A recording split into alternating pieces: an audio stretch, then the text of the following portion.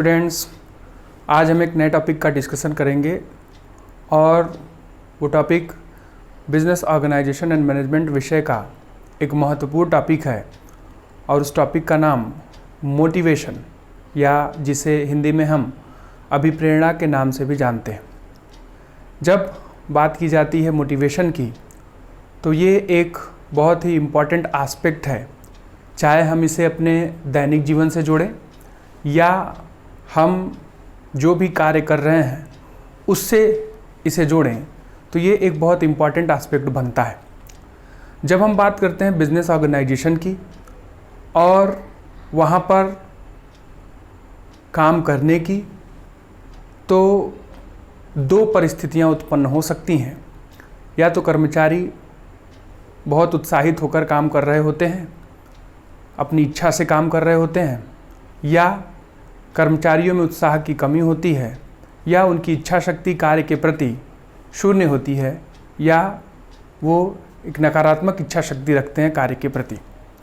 तो ऐसी परिस्थिति में मैनेजर का रोल या प्रबंधक का रोल बहुत इम्पॉर्टेंट हो जाता है, जो कि अपने कर्मचारियों का या अपने साथ काम करने वाले कर्मचारियों का या अपने अधीनस्थों के मनोबल को बढ़ाने का प्रयास करता है, जिससे वो हाई मोरल या उच्च मनोबल के साथ काम कर सकें, उत्साहित होकर काम कर सकें और जो भी व्यावसायिक संगठन के उद्देश्य हैं उन उद्देश्यों को भी वो प्राप्त कर सकें। तो ठीक है, अभिप्रेरणा या मोटिवेशन, इसे हमें आज समझना है। इसे समझने से पहले कुछ और बातें भी हम लोग जान लें कि जो भी व्यक्ति होता है उसका कार्य करने का कोई ना कोई रीज़न होता है, कोई ना कोई पर्पज़ होता है और वो उस पर्पज़ को पूरा करने के लिए ही काम करता है। जब हम बात करते हैं व्यावसायिक संगठन की, तो कोई भी व्यक्ति उस संगठन या संस्था से इस वजह से नहीं जुड़ता कि उसे उस संगठन के उद्देश्यों को प्राप्त करना है। सबसे पहले वो अपनी आवश्यकताओं को पूर्ण करने के लिए संगठन से जुड़ता है। तो व्यक्ति की आवश्यकताएं उसकी सबसे बड़ी अभिप्रेरणा होती हैं, जो कि उसके व्यवहार को प्रभावित करती हैं और जिससे वो कार्य करने के प्रति हमेशा अभिप्रेरित रहता है। तो आवश्यकता, नीड, व्यक्ति के व्यवहार को प्रभावित कर गोल अकम्पलिशमेंट या जिसे हम बोलते हैं लक्ष्य की प्राप्ति को पूरा करता है। अगर हम मोटिवेशन की बात करें तो दो तरीके का मोटिवेशन हमें देखने को मिलता है ज़्यादातर।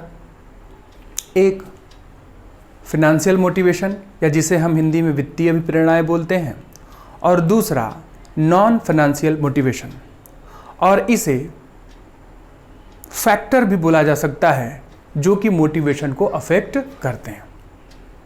जब हम बात करते हैं मोटिवेशन की, तो इसके कई सारे अप्रोचेस भी हैं, कई सारे थ्योरीज भी हैं, जिनको प्रबंध के जो विद्वान रहे हैं उन्होंने उत्पन्न किया। प्रबंध के मनोविज्ञान के विद्वानों ने इन थ्योरीज को उत्पन्न किया। तो इस लेक्चर के माध्यम से आज हम पहले मोटिवेशन को जानेंगे और फिर हम अपने अगले लेक्चर में बारी बारी से जो वेरियस टाइप्स ऑफ अप्रोचेज हैं मोटिवेशन के, अभिप्रेरणा के, उनको जानने और समझने का प्रयास करेंगे। तो चलिए हम इसकी शुरुआत करते हैं। यहाँ बोर्ड पर कुछ चीज़ें पहले से लिख दी गई हैं, मैं पूरा प्रयास करूँगा कि उन्हें मैं एक्सप्लेन कर सकूँ। ठीक है, चलिए देखते हैं मोटिवेशन क्या होता है। तो यहाँ पर सबसे पहले हमें दिख रहा है the term motivation is derived from Latin word movere which means to move. तो जब हम बात करते हैं मोटिवेशन की, तो यह लैटिन वर्ड से आया हुआ शब्द है, मूवर से आया हुआ शब्द है, और जिसका मतलब होता है मूव करना या आगे बढ़ना। Motivation is a force that drives a person to action. Motivation एक तरीके का बल है जो कि लोगों को क्रिया में लाता है, एक्शन में लाता है। मतलब अभिप्रेरणा एक तरीके का दबाव है, फोर्स है, बल है, जो कि लोगों को एक्शन में या क्रिया में लाता है। In the context of business, हमारा उद्देश्य ये है कि व्यवसाय के संदर्भ में मोटिवेशन का क्या महत्व है, या व्यवसायिक संस्थाओं के संदर्भ में मोटिवेशन को हम कैसे जोड़ सकते हैं, तो हमें वो समझना है। In the context of business it means inspiring workers to perform task that lead to goal accomplishment.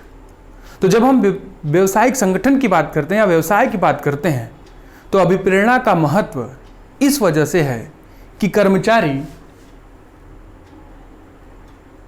काम अभिप्रेरित होकर करें जिससे संगठन के लक्ष्यों को प्राप्त किया जा सके।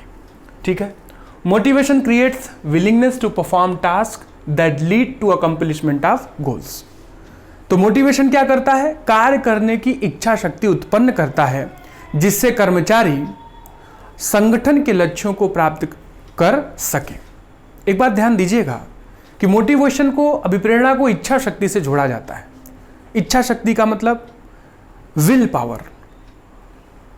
जब हम बात करते हैं संगठन की, व्यवसायिक संगठन की या व्यक्तियों की, व्यवसायिक संगठन में व्यक्तियों की, तो ये दो तरीके के हो सकते हैं।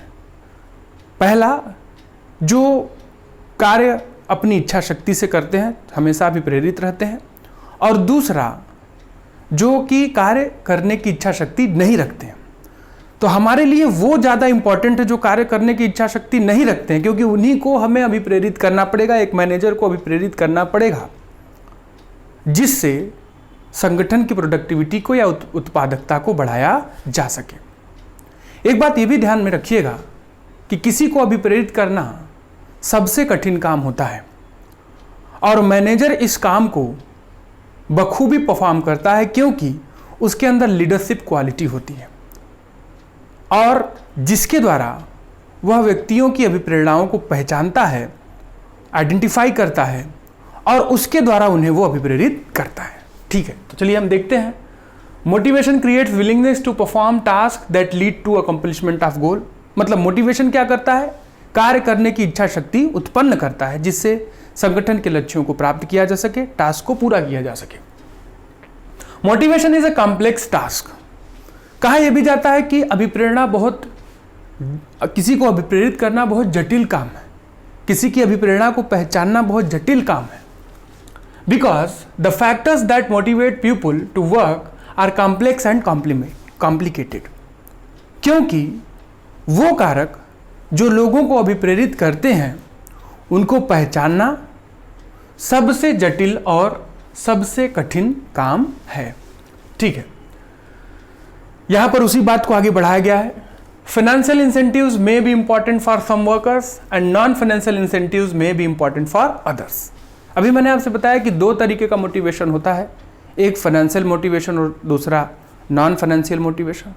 तो किसको किस चीज की आवश्यकता है? जब हम बात करते हैं आवश्यकता की, तो आवश्यकता का एक अनुक्रम होता है, और इसे हम लोग जब मैस्लो की नीड हायरार्की थ्योरी पढ़ेंगे तो वहां पर जानेंगे। एक आवश्यकता पूर्ण होती है तो हम दूसरी आवश्यकता को पूर्ण करने के बारे में सोचते हैं। जब हम बात करते हैं फाइनेंशियल मोटिवेटर्स की, तो वो ज़्यादातर जो हमारे लोअर ऑर्डर नीड्स होते हैं उनको वो फुलफिल करते हैं, और जब हम नॉन फाइनेंशियल मोटिवेटर्स की बात करते हैं तो वो ज़्यादातर हायर ऑर्डर नीड्स होते हैं जो कि तब उत्पन्न हो जाते हैं। तो यहाँ पर यही बात बोली जाती है कि कुछ लोगों के लिए फाइनेंशियल इंसेंटिव्स इंपॉर्टेंट होते हैं और कुछ लोगों के लिए नॉन फाइनेंशियल इंसेंटिव इंपॉर्टेंस होते हैं, और ये नीड के रिगार्डिंग होता है, मतलब आवश्यकताओं के अनुसार होता है। चलिए आगे देखते हैं। The manager must therefore determine what motivates the human behaviour. तो वही मैंने बोला आपसे, मैनेजर इस बात को आइडेंटिफाई करता है कि किसको कौन सा मोटिवेशन उसके व्यवहार को प्रभावित करेगा जिससे वो कार्य करने के लिए अभिप्रेरित होगा। कि किसी को नॉन फाइनेंशियल मोटिवेटर की आवश्यकता है, किसी को फाइनेंशियल मोटिवेटर्स की आवश्यकता है। ठीक है, for managers perspective it is important to understand what prompts people. और जब हम एक मैनेजर के पर्सपेक्टिव से देखते हैं तो ये बड़ा इंपॉर्टेंट हो जाता है उसके लिए समझना कि लोगों को कौन सी चीजें जो है वो प्रॉम्प्ट करती हैं या एक्टिव करती हैं, what influence them and why they perform particular action. और वो कौन सी चीजें होती हैं जो उन्हें प्रभावित करती हैं और जिससे वो कोई भी काम करने के लिए आगे बढ़ते हैं। तो एक मैनेजर के लिए ये बड़ा ही जटिल टास्क है कि वो अपने सबऑर्डिनेट्स को, अपने कर्मचारियों को अभिप्रेरित करे, क्योंकि आइडेंटिफाई कर पाना कि कौन से मोटिवेटर्स किसके लिए रिक्वायर्ड हैं ये थोड़ा जटिल है, तो वो उन्हें आइडेंटिफाई करने का प्रयास करता है। यहाँ पर एक सिद्धांत के बारे में बात की गई है। क्विक एक थिंकर थे जिन्होंने 4 सिद्धांत मोटिवेशन के संदर्भ में बताए और 1985 में इन्होंने ये अप्रोच डेवलप किया था, ये प्रिंसिपल डेवलप किया था। So quick presented 4 underlying principles that help understand motivation. मतलब अगर अभिप्रेरणा को समझना है तो क्विक ने 1985 में अभिप्रेरणा के 4 सिद्धांत उत्पन्न किए थे, जिसे हम देख सकते हैं। सबसे पहला सिद्धांत क्या है? People have reasons for everything they do. मतलब हर व्यक्ति के पास जो भी काम वो करता है उसे करने का एक कारण होता है। ठीक है। Whatever people choose as a goal is something they believe is good for them. लोग जो भी चुनते हैं वो ये सोचते हैं कि वो उनके लिए अच्छा होगा। ठीक है। जो भी लक्ष्य बनाते हैं वो उनके लिए अच्छा होगा। Third, the goal people choose must be attainable. लोग जो भी लक्ष्य चुनते हैं वो पाने योग्य होने चाहिए निश्चित रूप से। और चौथा, the conditions under which work is done can affect its value to the employ. और कर्मचारी जिस भी दशा में काम करता है वह उस पर प्रभाव डालता है। तो यहां पर 4 सिद्धांत जो कि क्विक ने, एक मैनेजमेंट थिंकर थे जिन्होंने डेवलप किया, जो कि मोटिवेशन से कोरिलेट हो सकता है या मोटिवेशन से संबंधित हो सकता है। चलिए आगे बढ़ते हैं। An individual perform business task in first instance not because he wants the organisational goals to be achieved but because that work will give him financial rewards through which he can satisfy his personal needs and desires। तो मैंने ये बात आपसे शुरू में ही बताई कि कोई भी एक व्यक्ति किसी भी व्यवसायिक संगठन से या संगठन से इस वजह से नहीं जुड़ता कि उसे संगठन के लक्ष्यों को प्राप्त करना है। वो इस वजह से जुड़ता है कि अगर वो काम करेगा तो उसे उससे फाइनेंशियल रिवार्ड मिलेगा और जिससे वो अपनी व्यक्तिगत आवश्यकताओं और इच्छाओं को पूर्ण कर सकेगा। तो कोई भी व्यक्ति संगठन के ऑब्जेक्टिव्स को पूरा करने के लिए पहले नहीं जुड़ता है, पहले अपनी आवश्यकताओं को फुलफिल करने के लिए जुड़ता है। क्यों? क्योंकि अगर वो काम करेगा तो उसे पुरस्कार मिलेगा जिससे वो अपनी पर्सनल नीड्स और डिजायर्स को फुलफिल कर सकेगा। The need is therefore the deriving force that motivates human behavior।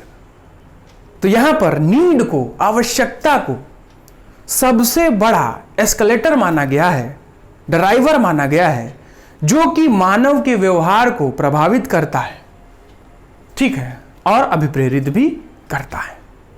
तो नीड, आवश्यकता, यहां पर एक वे में समझाने का प्रयास भी किया गया है कि नीड प्रभावित करता है बिहेवियर को और गोल अकम्प्लिशमेंट उससे होता है। मिलता क्या है? रिवार्ड। ठीक है। The need is the most important element in regard with motivation and everyone has their own needs and there is a hierarchy of needs. मतलब आवश्यकताओं का एक अनुक्रम होता है। तो नीड को सबसे बड़ा एलिमेंट माना गया है मोटिवेशन के संदर्भ में। नीड ही हमारी सबसे बड़ी आवश्यकता ही हमारी जो है सबसे बड़ा अभिप्रेरणा होती है, जो कि हमें आगे बढ़ाती है या अभिप्रेरित करती है। और आवश्यकताओं का अनुक्रम होता है। जब एक आवश्यकता पूर्ण होती है तो हम दूसरी आवश्यकता को पूरा करने के बारे में सोचते हैं। तो एक मैनेजर आइडेंटिफाई करे सिचुएशन को, नीड को, किस तरीके की नीड है। लोअर ऑर्डर नीड्स भी होती हैं और हायर ऑर्डर नीड्स भी होती हैं। जब हमें बेसिक नीड्स फुलफिल हो जाती है तो हम लग्जरियस थिंग्स के बारे में सोचने का प्रयास करते हैं। फाइनेंशियल नीड्स जो है हमारी वो बेसिक नीड्स फुलफिल करती हैं और नॉन फाइनेंशियल नीड्स जो वो होती हैं, जो हायर ऑर्डर नीड्स होती हैं, जो कि हमें बेसिक नीड्स मिलने के बाद उसका डिजायर हमारे अंदर उत्पन्न होता है। फैक्टर्स अफेक्ट मोटिवेशन, वो कौन कौन से कारक हैं जो मोटिवेशन को प्रभावित करते हैं? तो यहां पर उसे दो पार्ट में डिवाइड किया गया है, जैसे मैंने आपसे शुरू में बोला, financial factors and non financial factors, या इसे हम फाइनेंशियल मोटिवेशन या नॉन फाइनेंशियल मोटिवेशन के नाम से भी जान सकते हैं। फाइनेंशियल मोटिवेशन क्या होते हैं? They are used to satisfy employees lower order needs. Financial motivators वो होते हैं जो कि किसी भी कर्मचारी के लोअर ऑर्डर नीड्स को, मतलब बेसिक नीड्स को फुलफिल करते हैं, आवश्यकता के अनुक्रम के अंतर्गत लोअर ऑर्डर नीड्स को फुलफिल करते हैं। एंड नॉन फाइनेंशियल मोटिवेटर्स क्या होते हैं? They are mean to satisfy their higher order needs. तो नॉन फाइनेंशियल मोटिवेटर्स वो होते हैं जो कि कर्मचारियों के हायर ऑर्डर्स, उच्च आवश्यकता अनुक्रम को पूर्ण करते हैं। तो हम ये कह सकते हैं कि मोटिवेशन दो प्रकार का होता है, दो तरीके का होता है। वित्तीय अभिप्रेरणा जो धन से संबंधित हो सकती है, और अवित्तीय अभिप्रेरणा जिसमें धन का संदर्भ नहीं होता है, वहां पर प्रमोशन, सिक्योरिटी, ये सारी चीजें इन्वॉल्व होती हैं। तो चलिए हम इसको देख भी लेते हैं कि फाइनेंशियल मोटिवेटर्स और नॉन फाइनेंशियल मोटिवेटर्स क्या होते हैं। इसे आइडेंटिफाई करना है और इन्हीं के रिगार्डिंग एम्प्लॉइज को मैनेजर जो है वो मोटिवेट करेगा। जब हम बात करते हैं फाइनेंशियल मोटिवेटर्स की, तो वो धन से संबंधित होते हैं।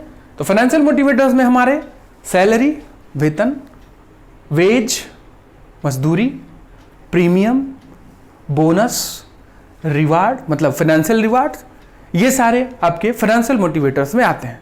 किसी भी व्यक्ति के लिए उसका वेतन, उसकी मजदूरी, उसको मिलने वाला बोनस, ये एक तरीके का फाइनेंशियल मोटिवेटर्स होता है जिसके लिए वो काम करते हैं या जिसकी वजह से वो काम करते हैं।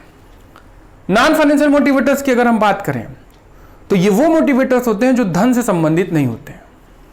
जॉब सिक्योरिटी, मतलब कार्य में सुरक्षा रहे, इंश्योरेंस फैसिलिटी मिले, जॉब हमारा बरकरार रहे, टेन्योर लंबा रहे, रिकॉग्निशन ऑफ मेरिट, हमारे अंदर अगर गुण है तो उसे रिकॉग्नाइज किया जाए, पहचाना जाए, आइडेंटिफाई किया जाए, इससे हमें फील गुड होगा। एप्रिसिएशन, हमारे काम की प्रशंसा की जाए, अगर हम अच्छा कर रहे हैं तो उसकी प्रशंसा होनी चाहिए जो कि हमें अभिप्रेरित करेगा।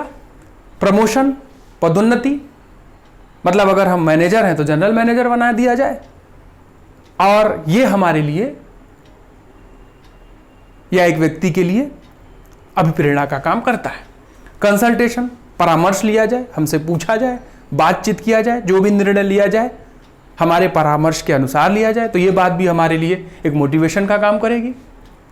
डेलीगेशन ऑफ रिस्पॉन्सिबिलिटी, जिम्मेदारी दी जाए, जिम्मेदार बनाया जाए, रिस्पॉन्सिबिलिटी डेलीगेट की जाए।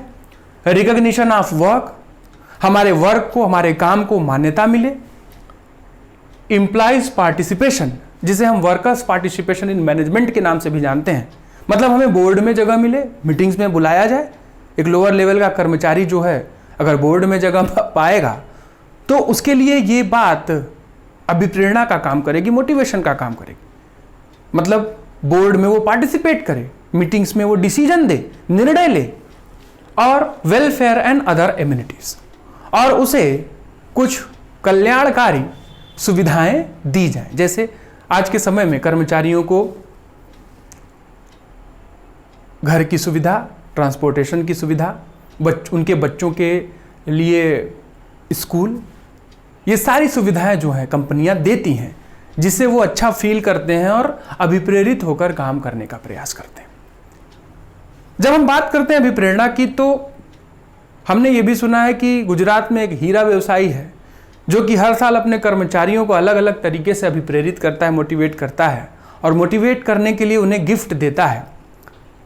अभी 2-3 साल पहले दिवाली पर उसने अपने हर कर्मचारी को एक कार गिफ्ट दी थी, और 1 साल पहले उसने अपने हर कर्मचारी को फ्लैट गिफ्ट किया था। तो ये मानकर चलिए कि वो कितना ज़्यादा सोचता है अपने एम्प्लॉइज़ के बारे में, उनको काम करने के प्रति अभिप्रेरित करने के बारे में। एक बात मुझे और बतानी है आपसे। जब हम बात करते हैं मोटिवेशन की, तो मोटिवेशन को समझने के लिए हमें एक फॉर्मूला है जिसको समझना पड़ेगा।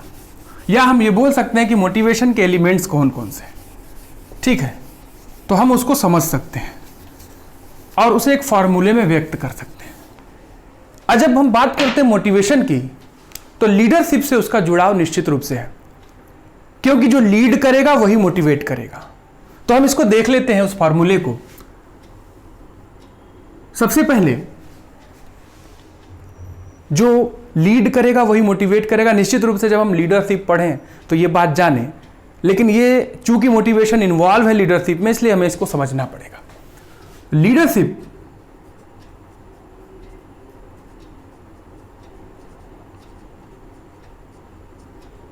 Is equal to supervision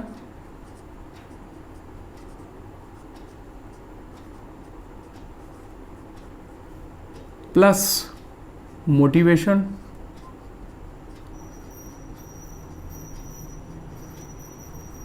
plus direction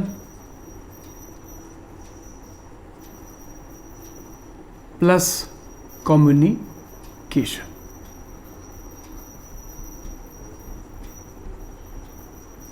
ठीक है, तो यहां पर मैं लीडरशिप क्यों बता रहा हूं, इसी वजह से कि जब हम बात करते हैं लीडरशिप की, तो जो लीड करता है वही मोटिवेट करता है। तो लीडरशिप का एक फॉर्मूला है, leadership is equal to supervision. Supervision का मतलब जो पर्यवेक्षण करता है, देख रेख करता है, प्लस मोटिवेशन अभिप्रेरित भी करता है, प्लस डायरेक्शन जो दिशा निर्देश देता है, इंस्ट्रक्शन देता है, प्लस कम्युनिकेशन। और ये सारा काम वो कैसे करता है? थ्रू कम्युनिकेट कर कर, verbal communication, non verbal communication, वो कम्युनिकेट कर कर करता है। अब इसी फार्मूले को हम इंटरचेंज कर कर यूज कर सकते हैं। लीडरशिप में निश्चित रूप से ये चारों एलिमेंट इन्वॉल्व हैं। और जब हम बात करेंगे मोटिवेशन की, मोटिवेशन इज इक्वल टू वही फॉर्मूला इंटरचेंज हो जाएगा, सुपरविजन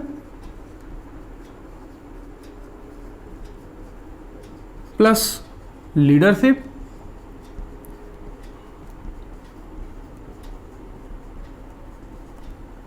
प्लस डायरेक्शन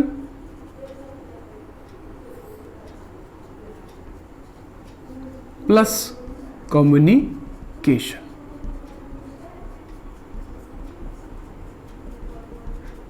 तो हम ये बोल सकते हैं कि मोटिवेशन के elements supervision, leadership, direction and communication, इसका कॉम्बिनेशन ही मोटिवेशन को कंस्ट्रक्ट करता है। और कौन करता है मोटिवेशन? जो लीड करता है, the person who leads. Organisation के पॉइंट ऑफ व्यू से हम अगर बात करें तो जो मैनेजर होता है वही लीड करने का काम करता है। ठीक है, तो ये मोटिवेशन के कुछ एलिमेंट्स हैं जिसको हम लोगों ने आज जाना। हम अपनी नेक्स्ट क्लास में मोटिवेशन की जो थ्योरीज हैं, और जो अगर हम बात करते हैं मोटिवेशन की थ्योरी को, तो कई सारी थ्योरीज हैं, लेकिन हम उनमें से चार जो सबसे इंपॉर्टेंट है उनका डिस्कशन करेंगे। जो सबसे पहली थ्योरी है वो है नीड हायरार्की थ्योरी। जैसे अभी हमने जाना कि नीड सबसे बड़ा मोटिवेटर है, और नीड हायरार्की थ्योरी को अब्राहम मैस्लो साहब ने डेवलप किया। तो हम अपनी नेक्स्ट क्लास में इन थ्योरीज को बारी बारी कर कर जानेंगे। Need hierarchy theory, Frederick Herzberg की टू फैक्टर थ्योरी, मैकग्रेगर की theory X and theory Y, और प्रोफेसर विलियम आउची की थ्योरी जेड। तो अपनी नेक्स्ट क्लास में इन थ्योरीज को क्रम से कंटिन्यू रखेंगे।